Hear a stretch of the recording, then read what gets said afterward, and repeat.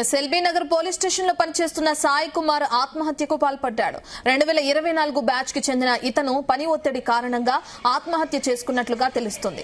మృతదేహాన్ని కుటుంబ సభ్యులకు తెలియకుండా తరలించడంపై పిఎస్ ముందు ఆందోళన చేపట్టారు. సాయి కుమార్ ఆత్మహత్యకి పని ఒత్తిడి కారణమా, ఇంకేమైనా కారణాలున్నాయో విచారించాలని బంధువులు డిమాండ్ చేస్తున్నారు.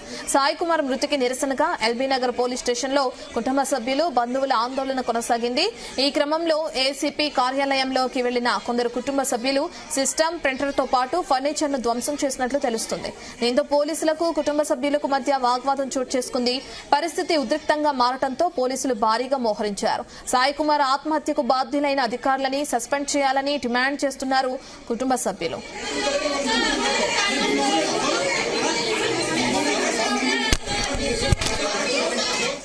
సాయి కుమార్ ఆత్మహత్యకు సంబంధించిన పూర్తి డీటెయిల్స్ మా ప్రతినిధి శివ అందిస్తారు.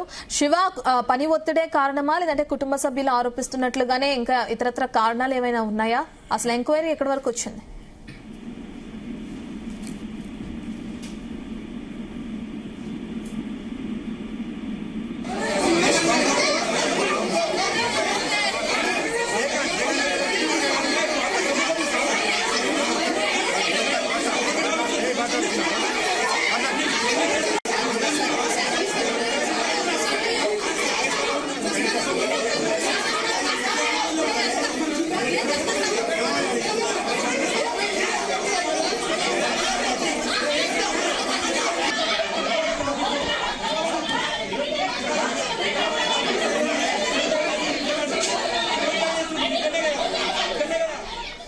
ఎల్బీ నగర్ పోలీస్ స్టేషన్ లో పనిచేస్తున్న సాయి కుమార్ ఆత్మహత్యకు పాల్పడ్డాడు. 2024 బ్యాచ్ కి చెందిన ఇతను పని ఒత్తిడి కారణంగా ఆత్మహత్య చేసుకున్నట్లుగా తెలుస్తుంది.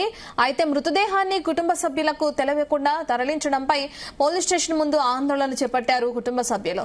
సాయి కుమార్ ఆత్మహత్యకి పని ఒత్తిడే కారణమా, ఇంకేమైనా కారణాలు ఉన్నాయా విచారించాలని బంధువులు ఇప్పటికే డిమాండ్ చేస్తున్నారు. అయితే సాయి కుమార్ మృతికి సంబంధించి నిరసనగా ఎల్బీ నగర్ పోలీస్ స్టేషన్ లో కుటుంబ సభ్యులు, బంధువులు ఆందోళన కొనసాగిస్తున్నారు. ఈ క్రమంలో ఏసీపీ కార్యాలయంలోకి వెళ్లిన కొందరు కుటుంబ సభ్యులు అక్కడున్న సిస్టమ్ ని, ప్రింటర్ ని కూడా, దాంతో పాటు ఫర్నిచర్ ని కూడా ధ్వంసం చేసినట్లు తెలుస్తుంది. దీంతో పోలీసులకు, కుటుంబ సభ్యులకు మధ్య వాగ్వాదం కూడా చోటు చేసుకుంది. పరిస్థితి ఉద్రిక్తంగా మారడంతో పోలీసులు భారీగా అక్కడికి మోహరించారు. సాయి కుమార్ ఆత్మహత్యకు బాధ్యులైన అధికారులని సస్పెండ్ చేయాలని కుటుంబ సభ్యులు ఇప్పటికే డిమాండ్ చేస్తున్నారు. అయితే మృతికి గల కారణాలు ఇంకా తెలియరాలేదు. ఇప్పటికే మృతదేహాన్ని అయితే తరలించినట్టు తెలుస్తుంది. మరి పోస్ట్ మార్టం అనంతరం దానికి సంబంధించిన పూర్తి డీటెయిల్స్ తెలిసే అవకాశం కూడా కనిపిస్తుంది.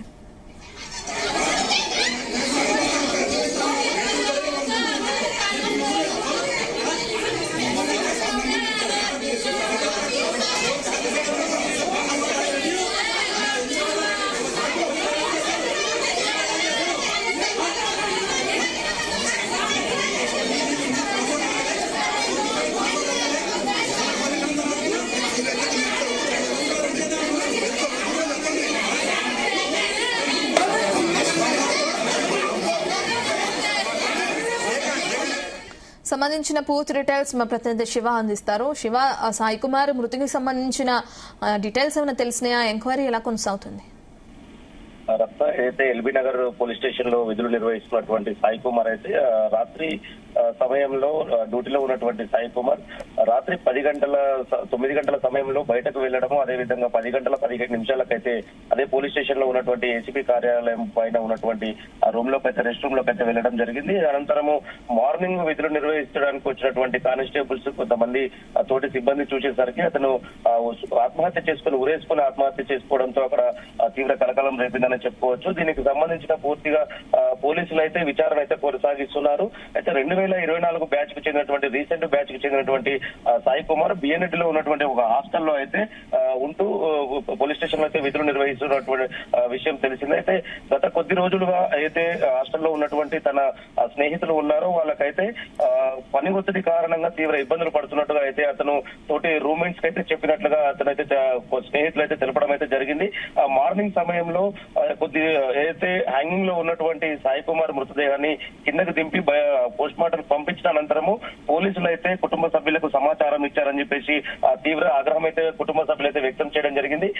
మార్నింగ్ సమయంలో 6 గంటల ప్రాంతంలో లిపినర్ పోలీస్ స్టేషన్ కు చేరుకున్నటువంటి కుటుంబ సభ్యులు, బంధువులు అయితే పోలీసులు అక్కడిగా స్థానికంగా ఉన్నటువంటి సిఐ అదేవిధంగా ఎస్ఐల పైన అయితే తీవ్ర ఆగ్రహం వ్యక్తం చేయడము, వారితో వాగ్వాదానికి కూడా దిగడం అయితే జరిగింది. అయితే గతంలో కూడా అయితే సాయి కుమార్ ఉన్నారో అయితే సిఐని కూడా కలవడము, నేను ఎస్ఐ కూడా ఎగ్జామ్ ప్రిపేర్ అవుతున్నాను సార్, నాకు కోఆపరేట్ చేయండి అంటూ అయితే సిఐకి అయితే చెప్పుకున్నట్టు దాఖలాలు ఉన్నాయి. దాంతో సిఐ వినోద్ కూడా అతనికి రెస్ట్ 8 గంటల డ్యూటీ వేయడము, మిగతా సమయంలో చదువుకోమని చెప్పేసి కూడా ఎంకరేజ్ చేసినట్టుగా అయితే తెలుస్తుంది. అయితే ఏసీపీ కృష్ణయ్య ప్రస్తుతం లీవ్ లో ఉన్నారు. అతని వేధింపులు కూడా కారణమయ్యాయని చెప్పేసి కుటుంబ సభ్యులు అయితే ఆగ్రహం వ్యక్తం చేస్తున్నటువంటి పరిస్థితి అయితే ఉంది. అయితే ప్రస్తుతము సాయి కుమార్ కానిస్టేబుల్ గా విధులు నిర్వహిస్తూనే ఎస్ఐ కూడా ప్రిపేర్ అవుతున్నట్లుగా తెలుస్తుంది. అయితే దీనికి మృతికి కారణం ఒకవేళ పని ఒత్తిడి అదే విధంగా ఇంకా ఏదైనా ఇతర కారణాలు ఉన్నాయని చెప్పేసి పోలీసులు అయితే డీసీపీ అదే విధంగా అక్కడ ఉన్నటువంటి అధికారులు అయితే ఎంక్వైరీ చేసినటువంటి పరిస్థితి అయితే ఉంది. అయితే సాయి కుమార్ మృతి పట్ల తమకు కుటుంబం ఉద్యోగాన్ని కొడుకును కోల్పోవడం అదే విధంగా ఉద్యోగంతో ఉన్నటువంటి బిడ్డని కోల్పోవడంతో అయితే తీవ్ర ఇబ్బంది పడుతున్నారు. అయితే దాంట్లో ₹1 కోటి ఎక్స్గ్రేషియా చెల్లించాలి, అదే విధంగా ఒక కుటుంబంలో ఒకరికి గవర్నమెంట్ ఎంప్లాయీగా తీసుకోవాలని చెప్పేసి అయితే కుటుంబ సభ్యులు అయితే ఆగ్రహం వ్యక్తం చేస్తున్నటువంటి పరిస్థితి అయితే ఉంది.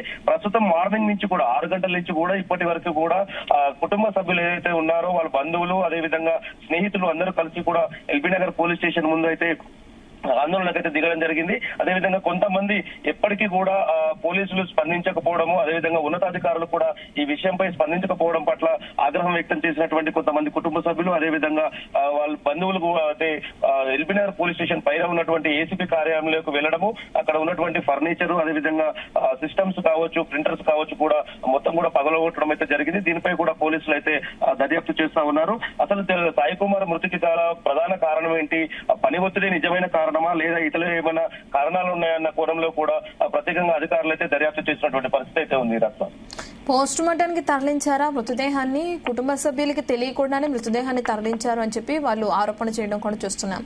అయితే ప్రస్తుతాన్ని మృతదేహానికి పోస్ట్ మార్టానికి తరలించారా, అసలు ఏం జరుగుతుంది, దానికి సంబంధించిన విచారణ ఏ విధంగా కొనసాగుతుంది?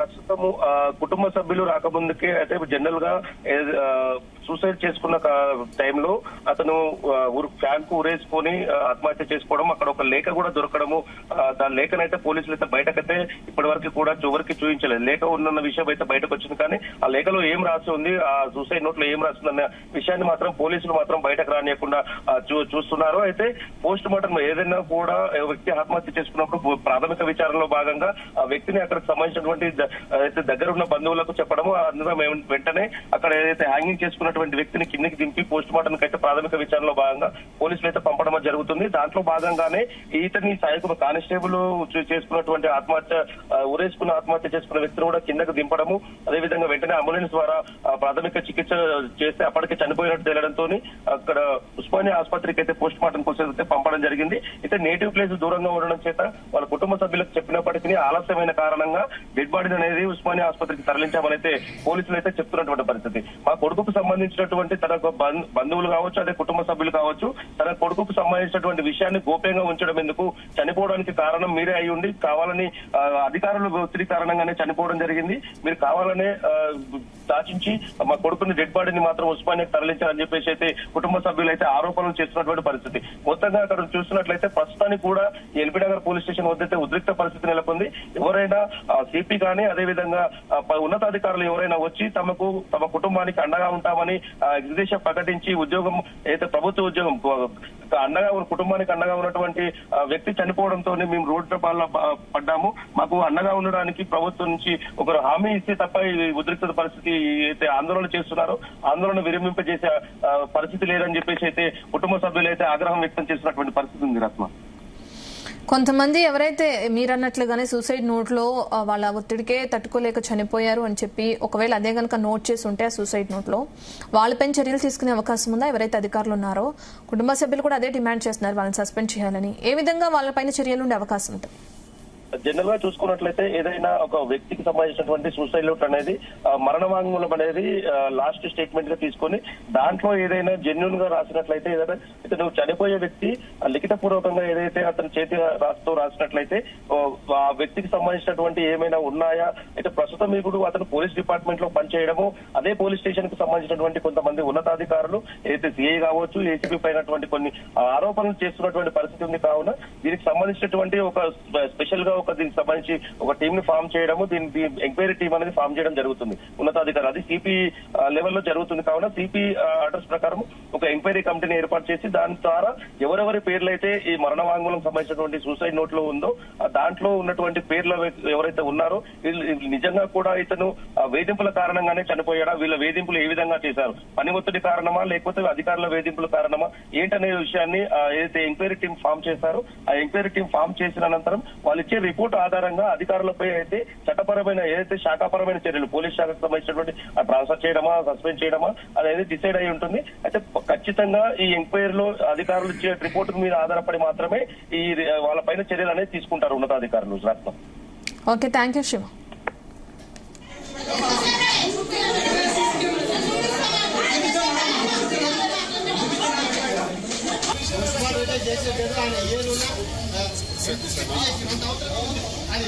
వేరే